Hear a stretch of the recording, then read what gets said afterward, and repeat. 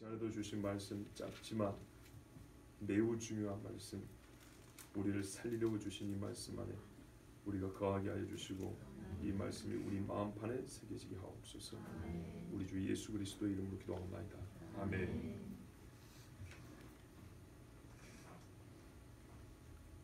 살인하지 말지니라. 히브리 말로 보면 너는 결코 죽이지 말아야 한다입니다. 누구를 죽이지 말아야 된다는 말이 없습니다. 말하자면 우리 말에는 번역에는 살인해서 인, 사람을 죽이지 말라 이렇게 돼 있죠. 히브리 원어에는 사람이 없습니다. 그러면 불교처럼 모든 살생을 금하라는 뜻일까요? 그렇지는 않죠. 그러면은 짐승도 잡아먹으면 안 되고, 또 이 말씀 하나로 모든 생명에 대한 살인, 즉 죽임을 금하였다면 그 죽임에 대한 대가도 똑같아야 되는데, 사람을 죽이는 것에 대한 대가와 짐승을 죽인 것에 대한 그런 대가, 즉 보상과 배상의 문제는 차이가 있지 않습니까? 그러면 이 말씀은 우리가 딱 봐도 살인이라고 우리말로 번역해 본 거 보니까 이건 사람을 죽이지 말라라는 뜻이지 꼭 무엇을이 없다고 하더라도 이거를 굳이 그렇게 어렵게 해서 할 필요가 있을까 싶지요. 맞아요. 단도직입적으로 말하면 사람을 죽이지 말라는 얘기예요.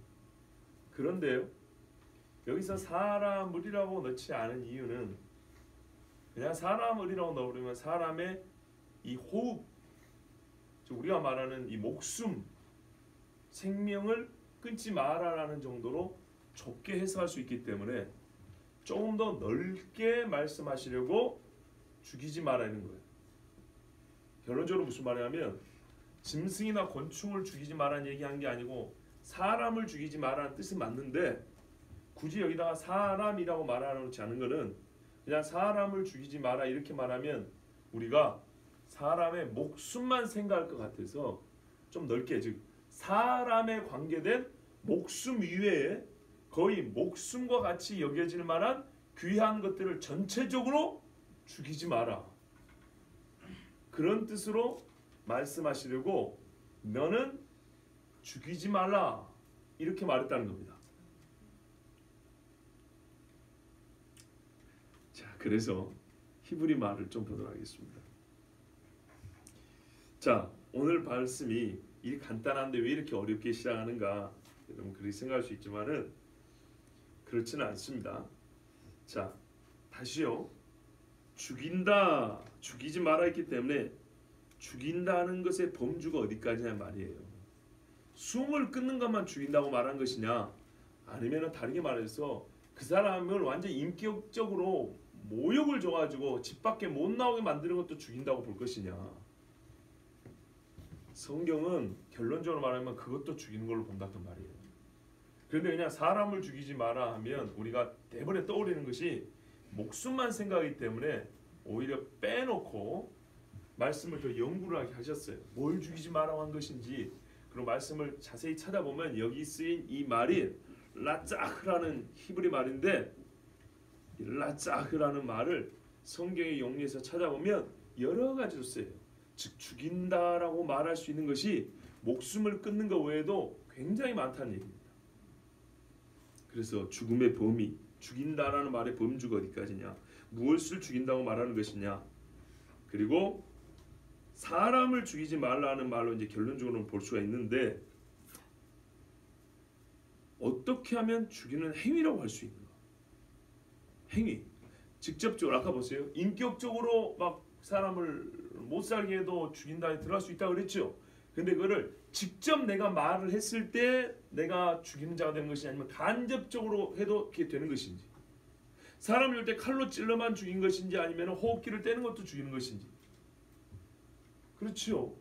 죽인다는 것이 범주가 어디까지인지, 죽음의 범주 또는 죽음의 방식은 어디서부터 어디까지를 죽인다라고 포함시킬 것인지, 죽음의 대상은 사람이라고 그냥 우리가 딱 단정 지어서 말하겠습니다. 자, 이렇게 말해도 조금 어려울 수 있겠지만 제가 오늘 성경을 좀 보면서 설명해드리면 이해가 될 겁니다. 성경에는 죽인다라는 이 말을 쓰는 거 외에 라짜흐라 그랬잖아요. 이 말 외에 두 가지 다른 말이 더 있습니다. 그런데 그 말들이 아닌 라짜흐라는 말을 이 출애굽기나 신명기에서 십계명에서 처음 말합니다. 그러니까는 죽인다라는 말의 의미가 그런 뜻을 가진 말이 세 개가 있는데 십계명에서는 그 중에 하나를 썼다는 말이에요. 일부러 이 말을 골라 쓴 거예요. 아시겠죠? 예. 그러니까는 다른 죽이다라는 의미의 뜻을 가진 말이 세 개나 있는데도 불구하고 나머지 두 개는 안 쓰고 십계명에서 살인하지 말라 할 때는 꼭 이 말만 썼어요. 그게 라짜흐라는 말입니다. 그러면은 여기서 이 죽인다라는 말로 이 말을 썼기 때문에 이 죽인다라는 게 뭔지를 알려면 이 말이 쓰인 용례를 봐야겠죠. 라짜흐라는 말이 어디 쓰였는가 봤더니 첫째는 사람을 진짜로 죽였을 때입니다. 고의살인과 과실치사가 다 포함이 됩니다. 대표적으로 민수기 35장에 보면 모살자, 고의로 사람을 죽인 사람에 대해서는 이렇게 처리해야 된다, 처분을 내려야 된다는 말이 있고, 그 다음에 의도하지 않게 뭐 돌을 던졌는데 사람이 있는 줄 모르고 돌을 맞아 죽어버렸다든지, 도끼질하고 있는데 도끼날이 빠져갖고 맞아 죽었다든지 이런 경우 있죠. 계획하지 않고 과실로 죽인 경우에도 똑같이 라짜로 말합니다. 무슨 말이냐면 죽인 건 죽인 거다 이런 말이에요. 사람을 죽인 건 죽인 거예요. 자, 모살자는 어떻게 하라 그러니까 성경에서 같이 죽이라 그러죠. 과실치사자는요 어떻게 하라 그럽니까? 과실치사자는 내가 잡았어요. 그러면 죽여도 됩니까? 죽이면 안 됩니까? 예? 죽여도 됩니다. 그게 우리 사고방식과 다른 거예요. 살고 싶으면 도피성으로 가라 그랬죠. 맞죠? 도피성이 아니고 지 맘대로 돌아다니다가 맞아 죽으면은 누구에게도 책임을 물을 수 없다 그랬어요. 네가 도피성 밖에 나올 수 있는 거는 대제사장이 죽을 때다. 죽은 다음에. 그때 네가 자유롭게 되지. 과실치사도 엄연히 사람을 죽인 거기 때문에 살인은 살인이라는 거예요. 아시겠습니까? 근데 왜 제가 이걸 중요시 여기냐? 우리가 과실치사에 대해서 너무 가볍게 생각해요. 사람을 과실로 죽이는 것에 대해서 너무 가볍게 생각한다고요.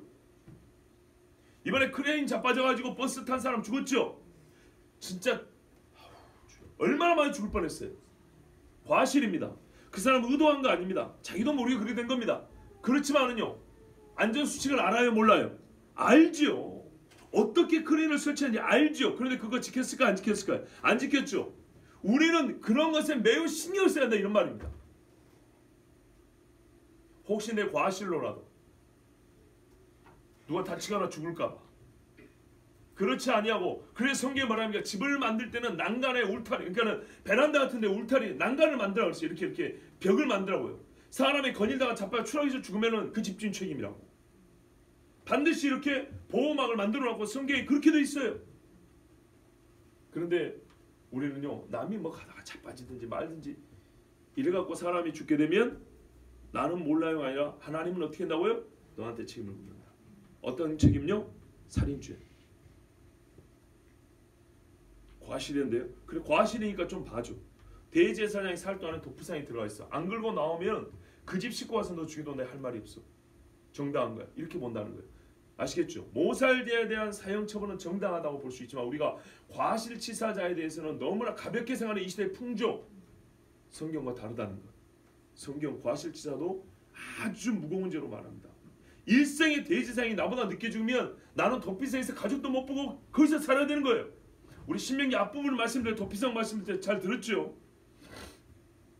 또 이 라짜가 어디서 쓰이냐? 간접살인. 대표적으로 아합의 나봇의 포도원 뺏으려고 했던 짓 알지요? 사람들에게 말했어요. 그 성 중에 높은 사람 불러다가 나봇이 하나님을 저주하고 왕을 저주했다고 소문을 퍼뜨려라. 돈 좀 주고. 이 땅의 불량배들이 그렇게 소문을 퍼뜨리니까 어떻게 됐습니까? 나봇을 죽였죠. 그 후에 선지자가 와서 뭐라고 말하는지 아십니까? 너는 그에게 말하여 이르기를 여호와의 말씀이 네가 죽이고 또 빼앗았느니라. 저 손 안 댔는데요.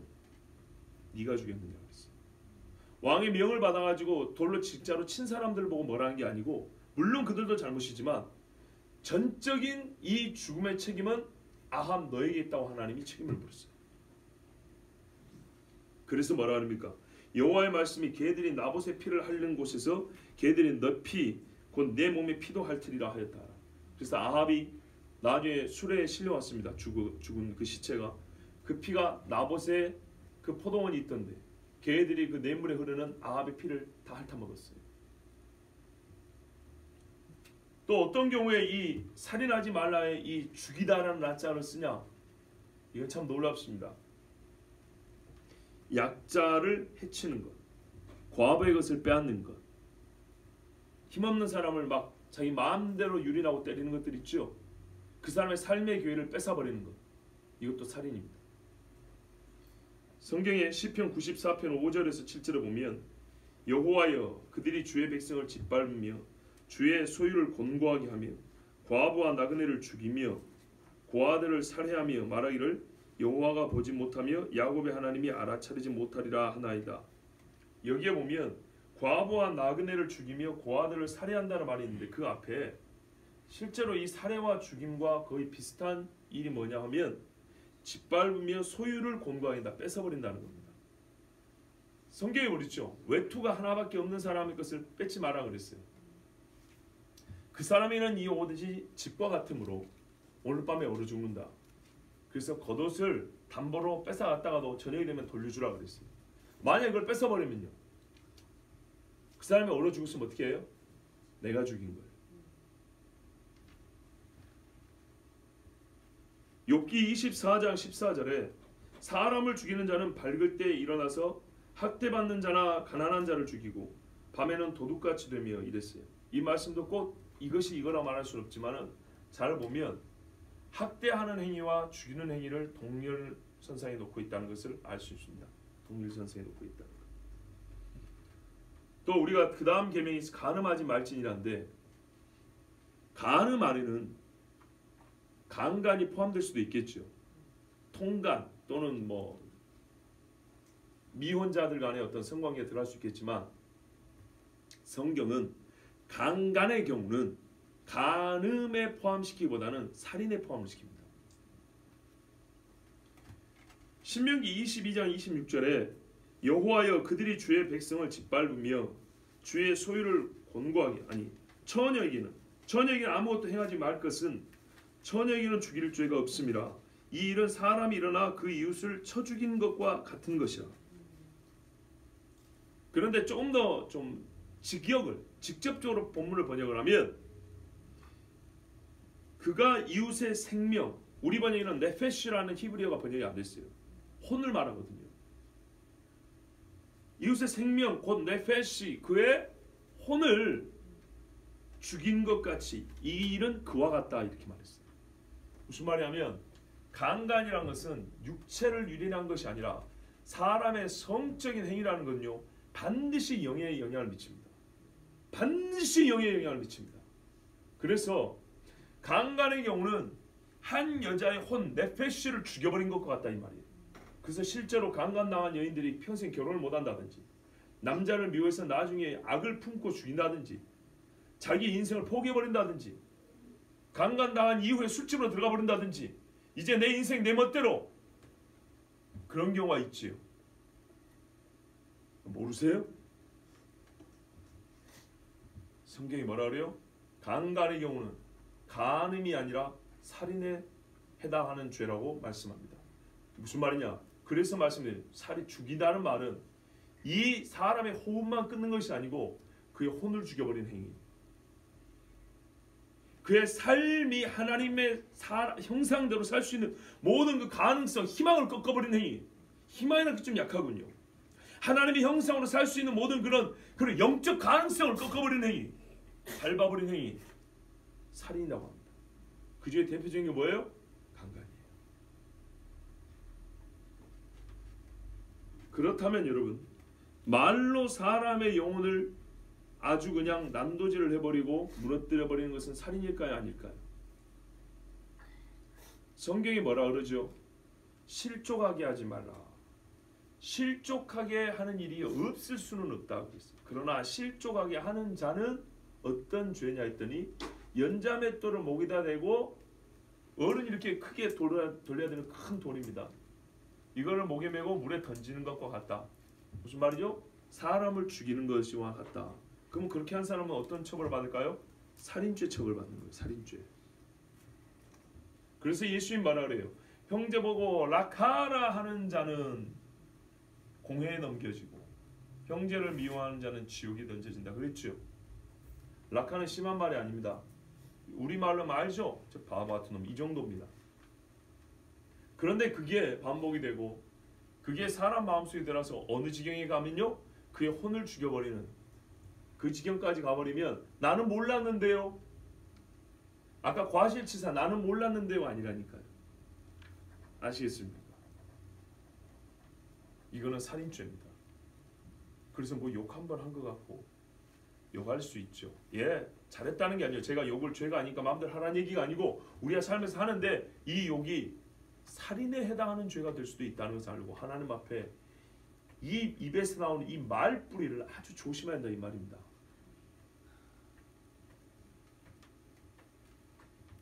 자, 이와 같은 것들이 죽이지 말라의 범위에 들어갑니다. 그러면 실제로 우리가 이제 죽이는 경우 있죠. 사람을 칼로 찔러 죽인다든지 목을 졸라 죽인다든지 강도질하면서 사람을 죽인다든지 이런 건 너무나 당연하고 이런 것들이 지켜야 될 그 생명이 들어가는데 우리가 이 생명을 끊기는 끊는 것인데 이것도 살인이라고 포함할 수 있을까 싶은 것들이 몇 가지 있지요. 그렇죠? 사람의 생명을 끊는 이 여러 가지 중에 아까 제가 좀 다양하게 넓게 말했죠. 이제는 좁혀서 말할 거예요. 이 숨통을 끊는 것만 생각해 볼게요. 숨통을 끊는 것인데 이것은 살인이라고 말할 수 있을까 하기 어려운 혹은 애매한 우리가 생각하는 것들이 있죠. 뭐가 있습니까 대표적으로? 예? 안락사. 제가 어제도 말씀드렸어요. 개념 정리를 잘해야 된다. 그리고 이걸 자주 쓰다 보면 아무렇지도 않게 받아들인다. 일단 자살부터 한번 봐볼게요. 여러분 우리가 자살을 할 때 사람들이 세상에서는 이렇게 말을 합니다. 얼마나 힘들었으면 여러분 다 상담자들이죠. 상담가죠. 보통 상담가들이 그래요. 돈 내고 상담하면 얼마나 힘들었어요. 참 고생이 많으셨습니다. 그래서 막 다 들어 말씀 제가 다 들을게요. 손수 준비하고 막 그러죠. 평상시에 그래놓고 나와가지고 나쁜 짓은 다 하고 여러분 사람이 직접 눈앞에 죽는 거를 혹시 보셨어요? 죽고 난 다음에 영정사지 말고 진짜로 죽어가는 거. 연세가 많이 들어서 돌아가신 수 눈앞에 보는 것도 괴로운데요. 그게 아니라 아직 살 날이 창창한데도 비정상적이라고 말해요. 우리가 흔히 말하는 어떤 특별한 계기가 있어서 죽어가는 모습. 차에 치여서 숨을 껄떡거리고 막 피를 토하는 사람 죽는 것을 여러분 옆에서 봤다면 제가 옛날에 물에 빠져 죽은 사람 죽어가는 걸 봤거든요. 하나는 죽고 나서 건져오는 시체를 보고 2번 봤어요. 가끔 촌에서는 목매달하고 죽어가는 사람들 보죠. 목매달으면 사람이 어떻게 죽을 것 같습니까? 이쁘게 죽을까요? 정말 추합니다. 그런데 말입니다. 자살하는 사람들 죽고 난 다음에 그의 인생사를 생각하면서 아이고 얼마나 힘들었으면 죽었을까 이렇게만 생각하지 말고 사람이 생에서 사로 넘어가는 그 과정을 한번 생각을 해보세요. 어떤 시간을 보내면서 어떤 생각과 어떤 행위를 통해서 죽음의 생명에서 즉 삶에서 죽음으로 넘어가는가. 얼마 전에 어떤 아주머니가 2살짜리 애하고 4살짜리 애를 아파트에서 던졌다 그러죠. 그리고 자기도 떨어져서 죽었답니다. 자, 2살짜리 애를 들고 엄마가 베란다로 갑니다. 그리고 애가 발버둥을 치는데 엄마가 힘이 있으니까 던졌습니다. 애들이 자고 있는 중에 어쩐지 모르지만 만약에 깨어있다면 4살짜리 애가 보고 기겁을 하고 막 도망을 가는데 엄마가 다시 잡아서 밖으로 던집니다. 만약에 카메라 화면이 엄마의 얼굴 비치면 그 눈물을 막 글썽글썽 하는 거예요. 얼마나 인생이 그러지만 그 전체 화면 한번 봐보세요. 생명에서 사망으로 넘어가는 그 과정은 어느 것 하나도 아름답지 못하고 고통 중에 고통이고 가장 무서운 장면입니다. 그거 아십니까? 왜 히틀러가 독가스로 유대인들 죽인지 아십니까? 비용이 적게 들기도 했기 때문이겠죠. 그런데요, 기록을 보면 총으로 쏴 죽일 때 군인들이 엄청난 스트레스를 받았다 합니다. 눈이 멀뚱멀뚱 떠있는 사람들이고요, 대부분은 독일에서 살았던 사람들이에요.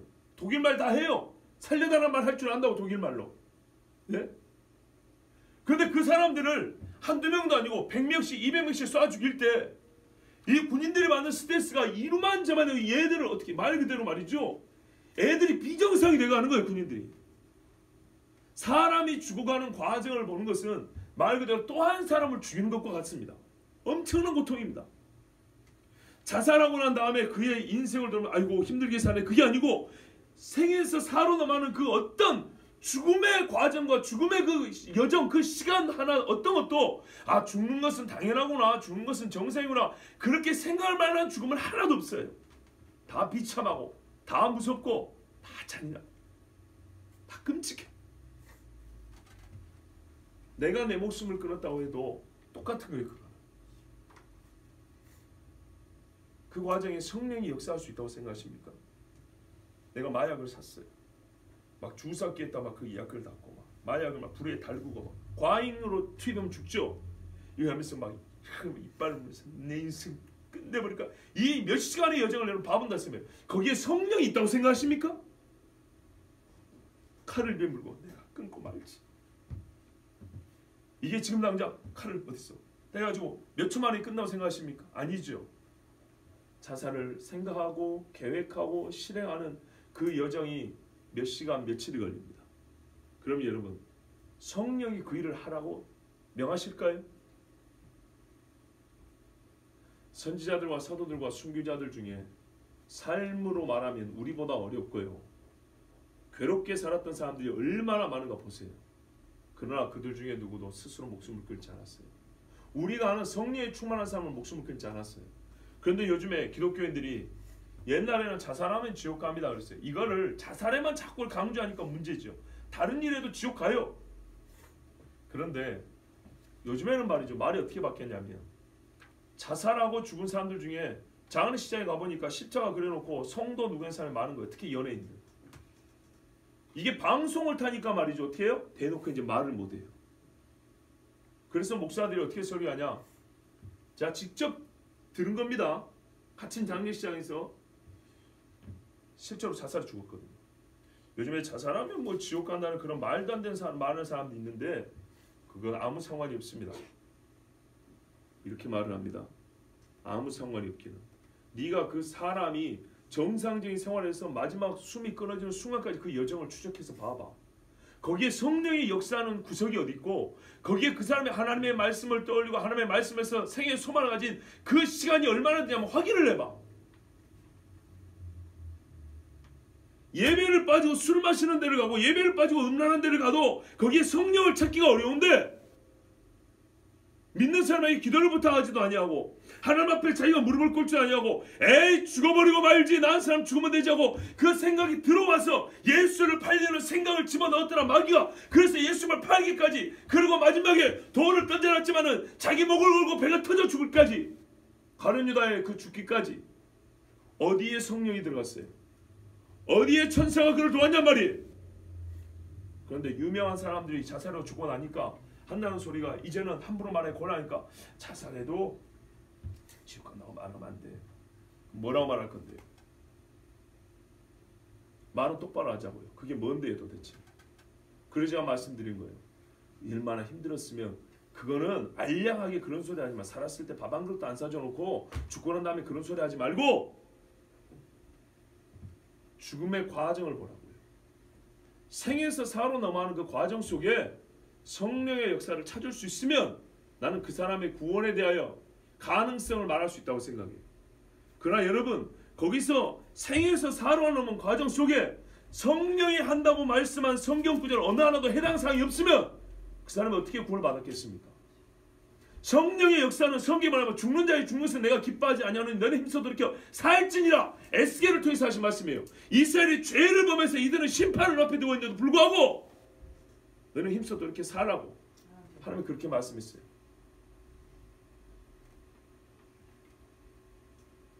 이 정도면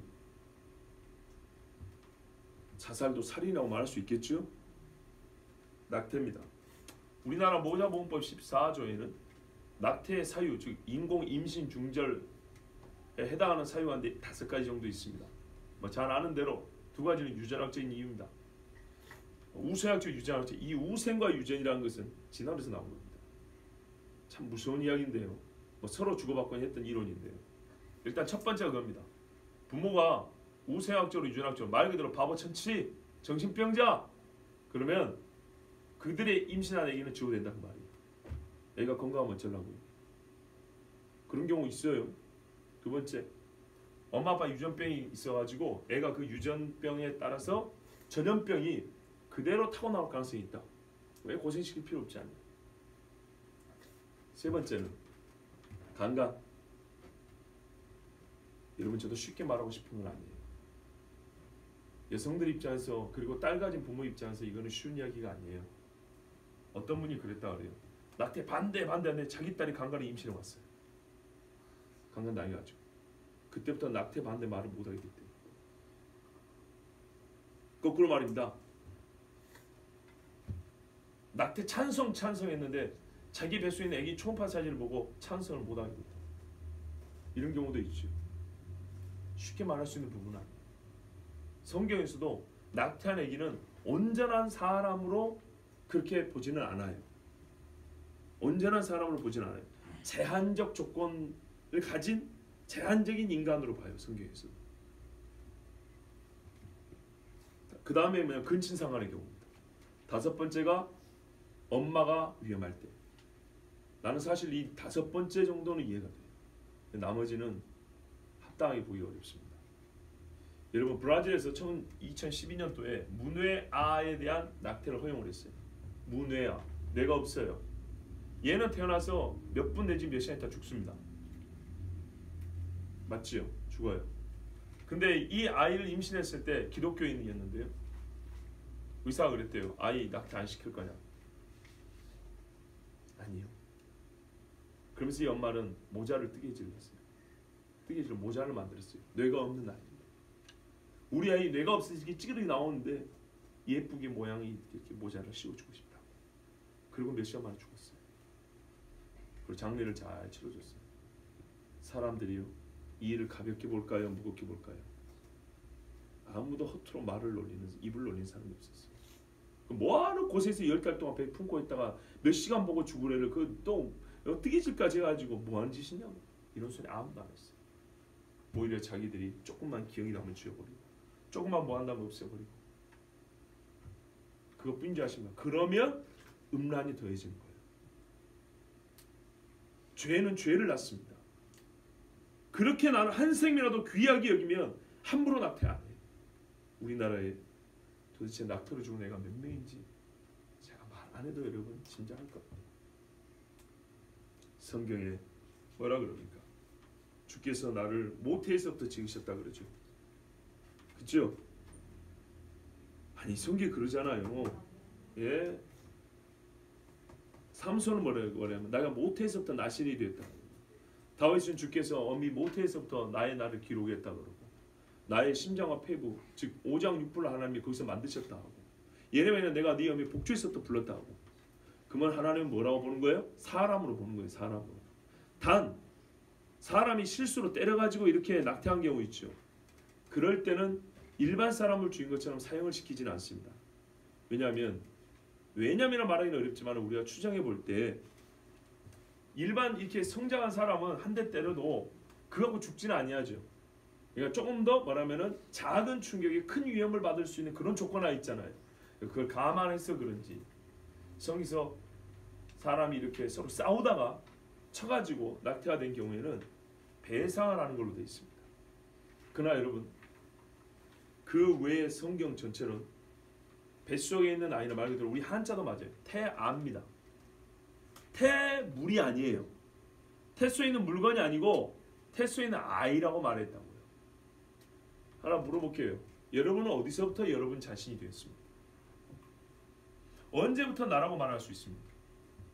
내가 엄마 뱃속에서 나올 때부터 난가요? 임신 8개월 때는 내가 아니었습니까? 임신 1개월 때는 내가 아니었습니까? 나지요. C와 C가 만나서 그거는 소멸될 수 있는 것인데 소멸될 수 있는 것들이 만나니까 그때부터 내가 시작됐죠. 그런데 세상에서는 단계를 나누는니다. 몇 주까지는 뭐고 줄이 몇 개 생길 때까지는 멀고 중간에 이렇게 나누는 선이 생기면 어쩌고 이렇게 나눠가지고 이때까지는 사람이 아닌 것처럼 온전한 사람은 아니지만 그래서 약간 말씀드려요. 어떤 조건 제한된 의미에서 사람으로 성경에 보고 있는데 그것마저도 아닌 것처럼 언제라도 지워버리고 언제라도 내가 처리해버릴 수 있는 물건처럼 그렇게 세상에서는 말하고 있다고요. 그러니 지금 하루에도 얼마나 많은 태어난 애들보다 지워진 애들이 더 많을걸요. 전쟁은 어떻습니까? 소위 정당 전쟁이라는 게 있어요. 정당한 전쟁 행위, 의로운 전쟁이라는 말입니다. 적군이 우리를 쳐들어왔어요. 방어해야 되죠. 그런 전쟁은 당연히 정당하죠. 그런데 이 정당한 전쟁이라는 논리를 가지고 전쟁을 만드는 사람들이 많이 있습니다. 약소국을 쳐들어가면서 옛날에 이라크가 쿠웨이트 들어갈 때는 뭐라고 들어갔습니까? 기름이 탐나서 들어간다 그랬습니까? 아니죠. 다 명분이 있습니다. 옛날에 북한이 남쪽으로 쳐들어올 때는 뭐라고 얘기했습니까? 그들의 다 이유가 있습니다. 임진왜란은 일본이 뭐 한다고 조선 땅을 유린하고 밟고 지나가려고 했습니까? 다 이유가 있습니다. 그 이유 들어오면 정당하지 않은 게 하나도 없어요. 성경은 남의 것을 빼앗기 위해서 함부로 살육하는 이런 전쟁 금합니다. 그런데 하나님께서 다윗을 이기게 하시고 이건 뭡니까 도대체? 그렇죠. 그래서 그 부분에 대해서 칭찬한 게 별로 없습니다. 니는 피를 많이 흘렸다. 잘했다는 게 아닙니다. 사형 집행한 것을 가지고 하나님이 피를 많이 흘렸다는 게 아니고 전쟁 때문에 그런 겁니다. 남이 쳐들어와서 혹은 정당의 심판을 행하기 위해서 하는 그런 거 말고 욕심을 가지고 남의 땅을 뺏고 물건을 빼앗는 이런 식의 전쟁은 완전히 하나님이 금합니다. 자, 사형제도는 어떻습니까? 사형 존치해야 됩니까? 말아야 합니까? 살인하지 말지냐가 보통 어려운 게 아니죠. 왜요? 그것도 다 숨을 끊는 거 아닙니까? 지금 그 이야기잖아요. 포괄적으로 말해놨다니까요. 숨을 끊게 하지 말라고. 더 넓게는 혼을 죽이지 말라고. 근데 지금 좁은 의미에서 숨을 끊는 행위만 하더라도 생각해 볼 게 많다 이 말이죠. 사형은 성경에서 이거는 하나님의 손을 대신한 거기 때문에 허용합니다. 모살한 자는 내 제단의 싹을 끌어내서 죽이라고 한 게 출애굽기 21장 말씀이고 또 뭐라 그래요? 민수기에 보면 땅은 그 피 흘린 자의 피가 아니면 깨끗하게 되지 않는다 그러죠. 만약에 그 법칙도 안 했으면 예수님이 우리를 위해서 죽지 않으셨겠죠. 그리고 우리 구원받을 길이 없습니다. 그러므로 사형제도는 여기서 말하는 살인에 들어가지 않습니다. 문제는 판단을 잘 내려야 되겠죠. 그래서 성경에서는 한 사람의 증인을 듣지 말고 두 명이나 세 사람, 즉 증거와 증언이 확실해야 된다는 얘기입니다. 근데 그렇지 아니하고 사람을 죽이는 경우 돌이킬 수 없는 죄죠. 그거는 살인입니다. 안락사. 아직까지 우리나라 법에 의하면 안락사는 살인입니다. 여러분, 안락사라는 말을 우리가 쉽게 씁니다. 쉽게 쓰는 것은 말이 쉬워서 그런 게 있지만 행위를 쉽게 하면 말도 쉬워집니다. 짐승을 죽이면서 안락사라는 말을 쓰거든요. 쉽거든요. 아무래도 사람보다 짐승이 좀 가볍죠. 그러니까 짐승을 죽일 때 안락사 이러다 보니까 사람을 그렇게 보내는 것도 안락사하고 쉽게 받아들여요. 원래 안락사에는 짐승으로부터 시작된 게 아니라 사람부터 시작됐거든요. 근데 안락사를 허용하기가 너무 어려워요. 이해되세요? 그런데 그 안락사라는 용어의 사용처를 넓혀가지고 짐승을 죽일 때도 안락사 세워버렸어요. 그러다 보니까 사람들이 안락사에 대한 거부감이 많이 없어졌어요. 마음이 편했어요. 아, 짐승이 이빨 빠지고 털 빠지고 병 걸리고 이렇게 고생하느니 차라리 죽게 해주는 게 낫지. 그죠? 안락사 시켜서 이거를 자주 하다 보니까 어떻게 돼요? 사람도 이제 가벼워졌어요. 무슨 말인지 아시겠죠? 사람에게만 원래 해당이 안락사인데 이게 어려워요. 다 우리도 나이 늙어 이제 힘들어집니다. 항상 젊은 거 아니에요. 그런데 말이죠. 안락사가 너무 까다로워. 근데 안락사란 말의 범위를 넓혀서 짐승을 그렇게 하다 보니까 이게 쉬워졌어요. 익숙해졌어요. 그러면은 사람에 대해서 안락사가 쉬워지죠. 요즘에 그래서 덜 하지요. 제가 기가 막힌 걸 봤어요. 얼마 전에 선교사님 좀 뵙고 오다가 영등포역을 지나는데 거기 광야교회라고 있거든요. 옛날에 이제 거기 제가 좀 후원하고 이렇게 봉사하던 추억이 있어가지고 보니까 그 근처에요. 영등포역이네. 옆에 광야교회 있는데 이제 이러고 오는데 저희 집사람이 옆에 동물병원을 봤나 봐요. 수의학 석사 박사가 직접 진료합니다. 석 박사가 개새끼 고양이 새끼 봐준다고 그걸 광고를 해놨어요. 고양이 특화 입원실, 한방 무슨 치료 이렇게 해가지고 이건 뭐 사람도 받지 못할 치료법을 갖다 써놨어요. 아시겠죠? 양약으로만 치료하는 게 아니라 고양이나 개를 한방 치료를 해준다고요. 그리고 입원실이 있는데 우리 사람을 하면 특실이 그렇지 짐승을 위해서도 입원실 중에 고양이 특화된 특실이 준비되어 있습니다. 어디 대학 수의학과 박사 직접 진료 이런 게 해놓은 거예요. 진짜 화가 났어요. 지금 부모가 아프면은 싼 병실 찾고 그를 사람들이 개새끼는 품에 품고 막 아이고 이러고 다닌다고요. 개를 이뻐하는 걸 뭐라는 게 아니에요.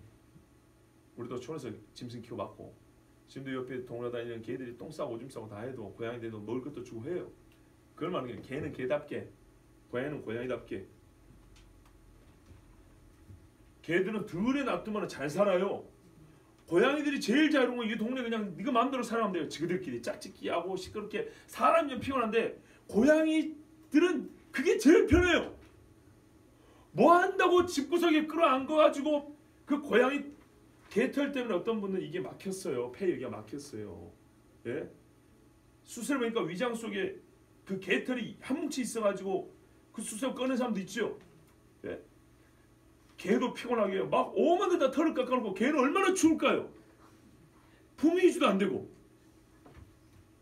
아니 개는 사람에게도 하나님께서 품위유지하라고 털을 줬단 말이에요. 짐승은 그게 생명 보존 장치면서 짐승의 짐승다움을 하나님이 주시려고 그 털을 준 거란 말이에요. 말의 갈기라든지. 예? 이런 것들을 꼬리도 말이에요. 이쁘게 해놨는데 그거를 뭐 한다고 지 기분대로 깎고 난리 낸 다음에 거기 병성기 한 다음에 이빨도 지금 마음대로 갈고 난리를 친 다음에 병 걸려고 또 막 거기에 수백만 원씩 막 쓰고 다닌다고 그래요. 그게 혹사 아닙니까? 그냥 내버려 보세요. 들판에 놔두라고요. 어떻게 크는가? 혹 불쌍한 먹을 것만 주면 다 잘 살아요. 개가 개답게 살 수 있도록 하나님 만들었는데 개가 살지 못할 환경에 끌어놓고 고양이가 살지 못할 환경에 끌어놓은 다음에 병을 야기를 시킨 다음에 막 그거 막 살린다고 고양이 특화 한방치료 석사 박사가 나서서 진료니까 우리 병원에 맡겨주시라고 당신의 고양이를 VIP로 모시겠습니다. 여러분 세상이 이럴 때 쓰는 말씀 거꾸로 돌아간다는 거예요. 거꾸로. 사람들은 굶어 죽어갑니다. 짐승을 키우는 것은 좋지요. 짐승답게 키우면 되는 거예요. 짐승답게. 안락사는 입장 받고 생각해 볼까요? 내가 누워 있는데 호흡기 때문에 여러분 뛰라 하시길 손 한번 들어보세요. 진짜 내 새끼가 와서 내 앞에서 계산해 보더니 그래서 엄마가 누워있는데 호흡기 딱 뗐다고 생각했어요. 내 호흡기. 숨 모셔 주는 게 편합니까? 여러분 한번 숨 한번 막아보세요. 얼마나 이게 고통스러운가. 우리는 잘 모르는 게 있어요. 사람들이 고의 간다고요? 천만의 말씀. 본인이 안 겪어보니까 그런 소리 하죠. 힘들어도 표현할 힘이 없어서 그런 거예요. 아파도. 그렇죠? 기력이 없어서 아프면 얼굴을 찡그는데 얼굴을 찡그릴 힘이 없으니까 우리 보기에 고이 가는 것처럼 보이는 거예요. 물론 자다 가는 수도 있지요. 그러나 항상 그 고이 가는 게 아니라고요. 그게 죽음입니다. 유괴나 납치는요, 성경대로 이건 살인입니다. 성경에 뭐라 하는지 아십니까?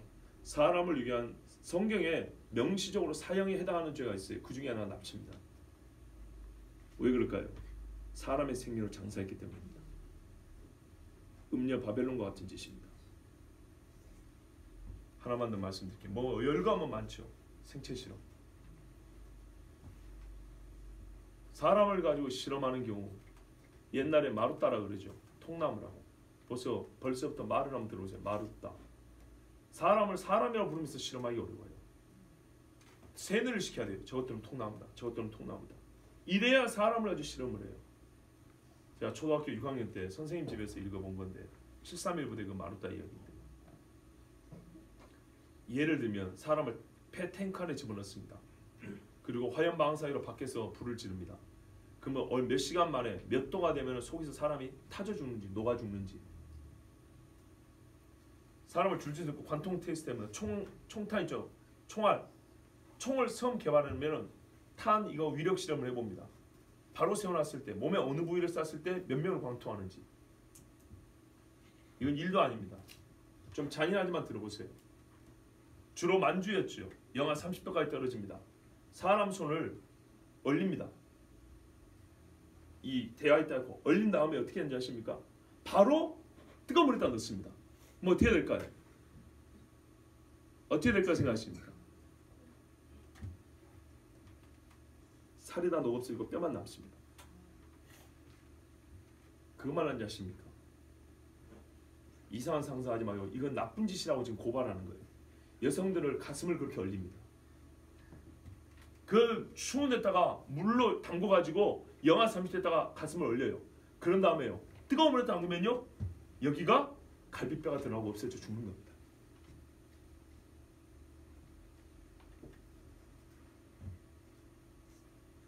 이건 유도 아니죠. 마취도 없이 사람을 배를 갈라요. 왜? 마취된 상태하고 마취 안 된 상태는 다르니까요. 애기 뵌 여자들 같은 경우는 배를 갈라고 살아있는 애를 끄집어내요.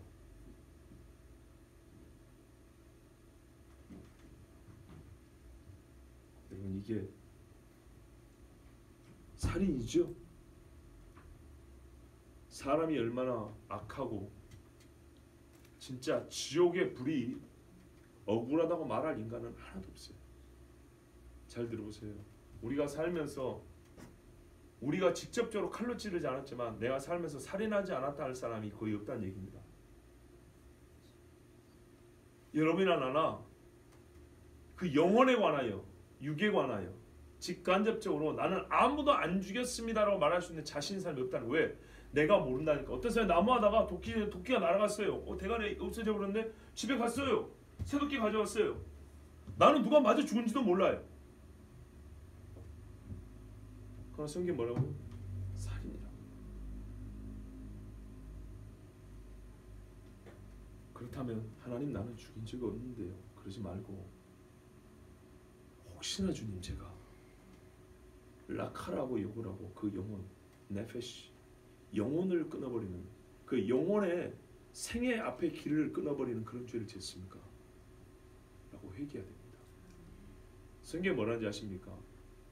부지 중에 범한 죄라도 허물이 있나니 반드시 속죄해야 된다 했어요. 민수기에 보면 그 나옵니다. 참 중요합니다. 왜 그러냐? 고의 범죄에 대한 기술이 적고요, 부지 중에 범한 죄가 더 많이 나와 있습니다. 성경에. 무슨 말이냐? 적어도 예수 믿는 사람들이나 이스라엘 사람들 같은 경우는요, 고의적으로 자기가 알면서 죄를 그렇게 많이 범하지는 않아요. 왜? 너무나 명백하니까. 물론 그것을 속이고 교묘하게 감추는 방법은 또 찾아보겠죠. 근데 대부분의 사람이 짓는 죄는 어떤 죄라고요? 부지 중에 짓는 죄라고요. 그런 죄가 대부분이고, 그래서 성경에는 그러나 사람들은 그것을 과실이라고, 내가 모르고 있다고 넘어가지만 성경은 아니라고요. 반드시 속죄해야 된다고 이렇게 말씀했다고요. 그래서 뭐라면 누군가 부지중에 범한 죄에 대하여 너희가 와서 깨닫게 하거든 너는 속죄 제물을 가지고 하나님 앞에서 제물을 드려라. 죄를 속하라. 이렇게 말씀하는 거예요. 그럼 우리가 잘 알죠. 왜 살인은 금합니까? 창세기 9장에 그 이유가 있습니다. 피의 생명이 있나니 모든 생명은 하나님께로 왔고 특별히 사람은 하나님의 형상입니다. 하나님이 자기 형상대로 사람을 지으셨음이니라. 이는 그렇지 이것 때문이라. 그러므로 사람을 죽인 것은 감히 하나님의 형상, 이 땅에 하나님을 닮은 것, 즉 말하자면 누군가는 이 사람을 보고 하나님을 알 수 있는 그 유일한 통로인 사람을 죽여버린 거예요. 사람은 개를 보고 하나님을 알지 못합니다. 사람은 사람을 통해서 하나님을 압니다. 그 수가 아무리 많아도 각 인간이 갖고 있는 고유한 가치입니다. 그런데 그 생명을 끊어버렸다. 그렇다면 반드시 네 생명을 내놓으라 합니다. 공의 하나님입니다. 여러분 하나 물어볼게요. 솔로몬이 현명한 재판을 했죠. 아이의 엄마를 찾아줬죠. 거짓말한 여자 어떻게 했을까요? 율법대로 하면 그 여자는 사형입니다. 왕의 심리하여 판단함을 보고 사람들이 뭐 했다고요? 박수를 쳤다고요? 두려워하였더라. 만약에 애는 차려줬지만 이 거짓말하고 자기에게 깔아뭉갠 다음에 남의 애까지 빠스라고 이건 뭐예요? 살인과 유괴를 같이 하라는 거죠. 걔는 들통났지? 매로 이러고 집에 보냈다 생각해 보세요. 그러면은 그 땅의 사람들이 하나님의 법을 무서워하고 하나님의 백성답게 살려고 애를 쓰겠습니까? 그러면 기독교는 어떻게 해야 됩니까? 아까 들은 대로 그런 살인을 안 해야 되고요. 이 말은 적극적으로 살리는 행위 하나는 말입니다. 거꾸로 보면 돼요. 간접적으로라도 사람을 죽이는 행위를 동참하지 마라. 그 말은요. 거꾸로 사람을 살리는 일에는 적극적으로 동참하라 이 말이에요. 적극적으로. 그래서 하는 말이에요. 원수의 짐승이라도 빠지면 구해주지 않겠냐. 안식이라도 짐승이 죽어하면 살리려고 일을 쓰지 않겠냐. 그런데 이 병든 자가 있고 하나님의 자녀고 죽어가는 사람이 있는데 내가 이를 고쳐주고 일으킨 것이 무엇이 잘못이냐 이렇게 말을 했어요. 이 예수의 말씀입니다. 자, 그러면 우리 자신을 보세요. 우리는 어느 정도 순종해야 되냐? 야고보서에 보면 이렇게 말씀하셨어요. 너희는 자유의 율법대로, 참 표현이 희한하죠. 자유의 율법대로 심판받을 자처럼 말도 하고 행하기도 하라. 그러니까는 구약 시대의 율법을 가진 정도가 아니라 우리는 율법 이상을 할 수 있는 사람이잖아요. 진짜로 자유를 얻은 사람은 같은 법을 줘도 정말 잘 지킵니다. 편하게 자유롭게 지킵니다. 그 이후에 나온 말씀이 긍휼을 행하지 아니하는 자에게는 긍휼 없는 심판이 있으리라. 긍휼은 심판을 이기고 자랑하느니라 그랬어요. 봐보세요. 야고보서 2장 12절과 13절을 연결해 보면 자유의 율법대로 심판받을 자처럼 말도 하고 행하기도 하라. 오, 무서운 말씀이잖아요. 그러니까 너희는 어떻게 하냐고요? 뭔가 그 많은 말씀해야 되겠죠. 그런데 오히려 적극적으로 이렇게 하는 것이 좋다 이렇게 말했어요. 뭐라고요? 긍휼을 가지고 살아라는 긍휼을. 자유의 율법을 가지고 산다는 사람은 타인의 생명에 대해서 긍휼히 여기는 마음이 있어야 된다는 거예요.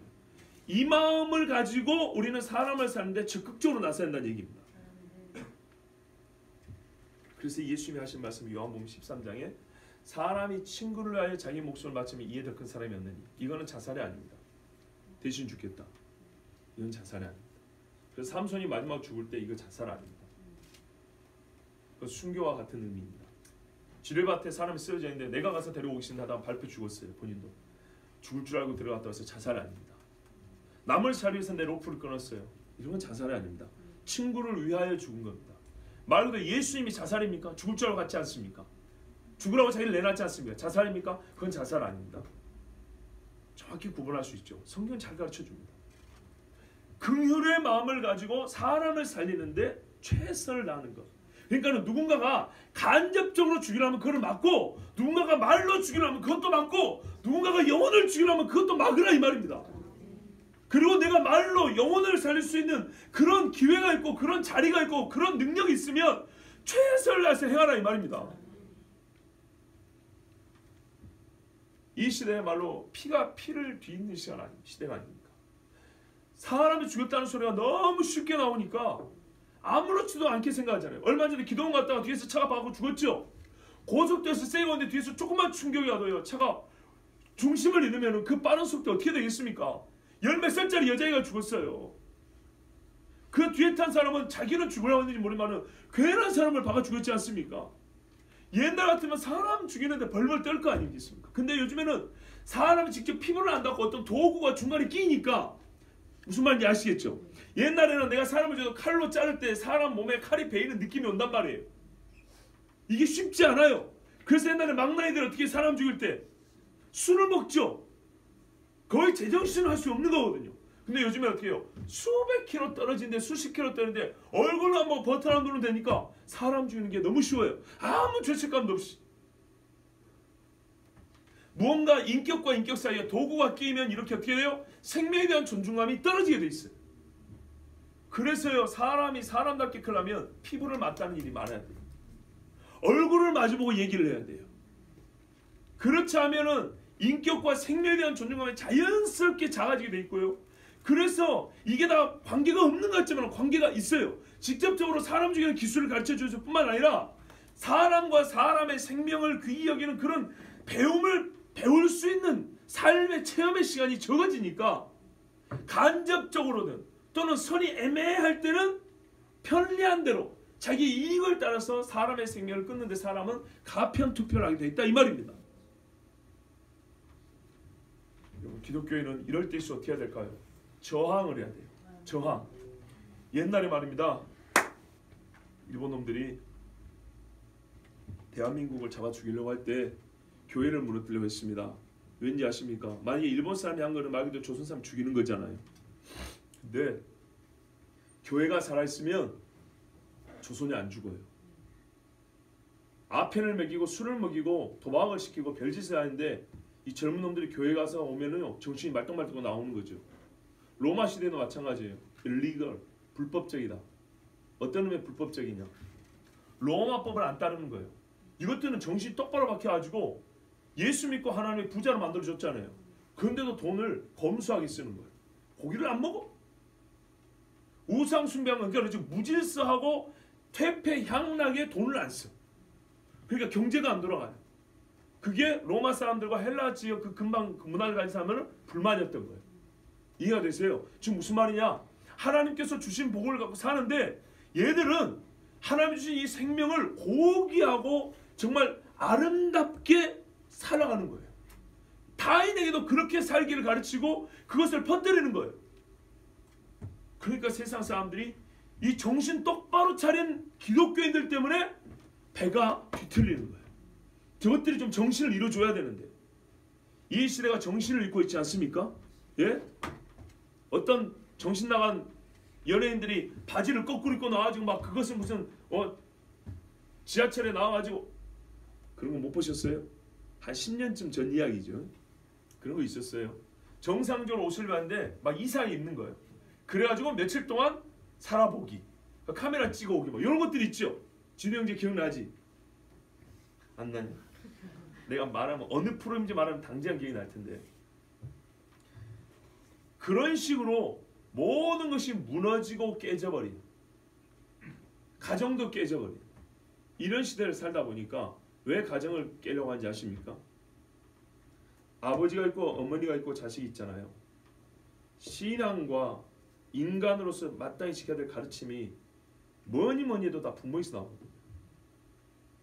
즉 한 인격이 인격으로서 바로 성장하고 세워질 수 있는 최고의 가르침은 부모에게서 나오는데 그거를 끊어버렸어요. 이해가 되십니까? 이게 얼마나 큰 일인지. 사람이 사람답게 살 수 있는 가장 베이스 기본적이며 또는 가장 최고의 가치는 어릴 때 밥상머리에서 나오는데 여자들이요 사회 해방이라고 다 밖으로 보내버렸다. 그리고 아버지는 회사 일을 바쁘게 만들어서 돈 벌하면서 애들을 보기 어렵게 만들어버렸어요. 옛날 말로 밥상머리 교육이 없어져 버렸어요. 그리고 부모들도 그렇게 자라다 보니까 자식들을 더 그렇게 만들죠. 전부 다 그래서 학원으로 보냈어요. 학원에서 뭘 가르쳐줍니까? 내가 지금 먹고 있는 그 밥 먹고 사는 기술 정도 가르쳐 줍니다. 밥을 어떻게 먹을 것을 가르쳐 주지 않습니다. 밥 먹는 거 외의 문제에 대하여 말해주지 않습니다. 오직 서로 밥 먹는 문제로 만나는 사람들이니까요. 그러나 부모는 밥 먹는 문제로 맺어진 관계가 아니지 않습니까? 부모 자식은. 그런 식으로 해서라도 어떻게 해요? 사람이 사람을 귀히 여기는 교육을 못 시키게 됐고 그를 배우지 못하고 자라는 세대가 되었다 이 말입니다. 교회라고 다를까요? 교회 다니는 부모는 다르게 가르쳤습니까? 매한 가지. 내 새끼는 내 마음대로. 그렇더라고요. 성경이요. 사람마다 다 좋은데 하나씩 다 있어요. 이거는 성경이 뭐래도 내가 절대 안 바꾸는 것이 한 가지씩 다 있어요. 이것까지 깨져야 진짜로 성경의 사람입니다. 아니라면 아닌 거예요. 그렇다면 그런 것이고. 내가 그것을 좀 개선해 나가는데 어려울 수 있어요. 시간이 좀 걸릴 수는 있어요. 그런데 이 말씀이 나올 때는 딱 귀하다고요. 저 말씀이 나올 때는 막 좋아. 또 이 말씀 나올 때는 저 사람이 들으면 되겠네 이러고. 이 말씀이 나올 때는 누가 또 나를 생각할까 봐 막 불안해하고. 하나님 앞에 그런 거 탁 털어버리면 돼요. 그냥 깔끔하고 시원하게 맞습니다 하나님. 이렇게 죄 지었습니다. 용서해 주십시오. 맞습니다 하나님 이거는 제가 이렇게 했어요. 좀 칭찬해 주세요. 세상은 몰라도 하나님 나를 칭찬해 주실 믿습니다. 이렇게 아버지라면서요. 아버지 일이 사다 되는데 우리가 그렇지 못한 경우가 많아요. 그럼 이것들은 반드시 어디까지 하냐? 우리가 집에서 버린 하수구가 하수 종말 처리장까지 가지요. 그런 것처럼요. 이 작은 것들이 모아 해가지고 결국엔 어디까지 합니까? 나봇의 포도원을 탐냈던 것에서부터 나봇의 피를 흘리고 나봇의 피만 흘립니까? 아합의 피가 흘리기까지 그렇게 가는 거예요. 그런데 우리가 살인하지 말라 생각할 때 직접적으로 그러니까 뭘까요? 살인의 행위와 살인의 결과가 짧은 시간에 맞닥뜨리는 그런 행위만 생각하는데 그게 아니고요.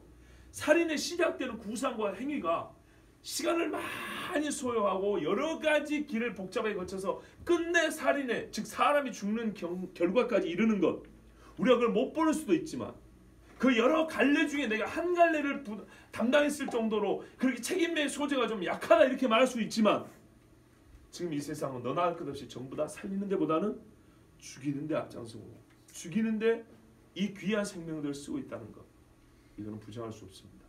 그 중에 제일 큰 게 뭔가요? 돈을 사람이 일만하게 뿌리가 된다고. 그러니 여러분 성경의 말씀을 잘 들으시기 바랍니다. 그리스도인은 세상의 법과 달리 어떤 형태라도 죽이는 것에 가담하지 말아야 하며 어떤 모습이라도 살리는 데 최선을 다해야 합니다. 우리 주님께서 우리에게 하신 그대로 하셔야 합니다. 이 시간 우리 함께 기도합니다. 그렇게 하시나